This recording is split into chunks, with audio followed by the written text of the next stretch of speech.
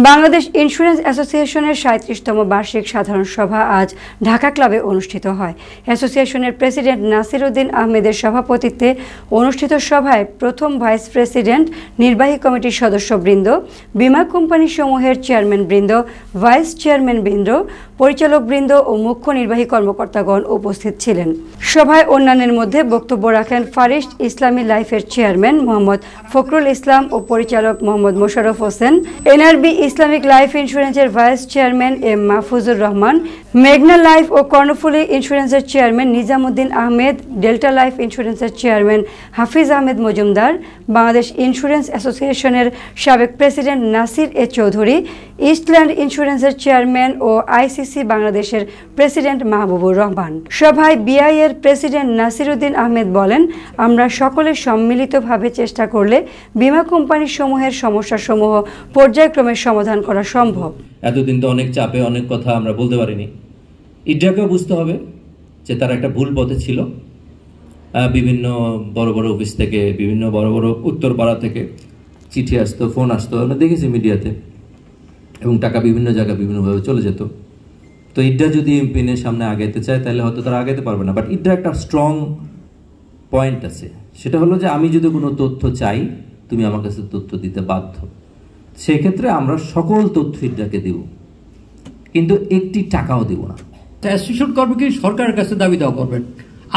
আমার কোম্পানিকে ওটা ভালো করতে পারবে না অ্যাসোসিয়েশন, আমারটা আমাকেই ঠিক হইতে হবে যে আমি টাকা দিতে পারবো না দিতে পারবো, আমি বুঝবো। আমি যদি এমন ব্যবসা করি যে আমার কোম্পানির টাকাই থাকে না, আমি দেবো কোথেকে? হাতে কলমে যদি না শিখেন না তাহলে হয় না। প্র্যাকটিক্যাল নলেজ যদি না, থিওরিটিক্যাল নলেজ না থাকলে প্র্যাকটিক্যালি কাজ করতে পারবেন না। থিওরিটিক্যাল অ্যান্ড প্র্যাকটিক্যাল দুইটাই করবেন।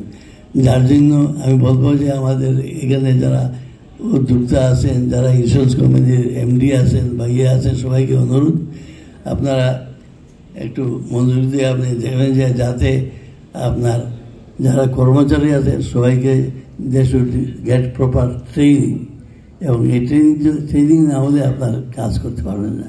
বর্তমান প্রেসিডেন্টের কার্টেসিতে আমরা নন লাইফ ইন্স্যুরেন্সের এই চেয়ারম্যানদের একটা মিটিং, সেখানে আমরা সবাই একমত হয়েছিলাম যে এই নন লাইফ ইন্স্যুরেন্সে আর কমিশন বলে কিছু থাকবে না, ইট শুড বি উইথড্রন।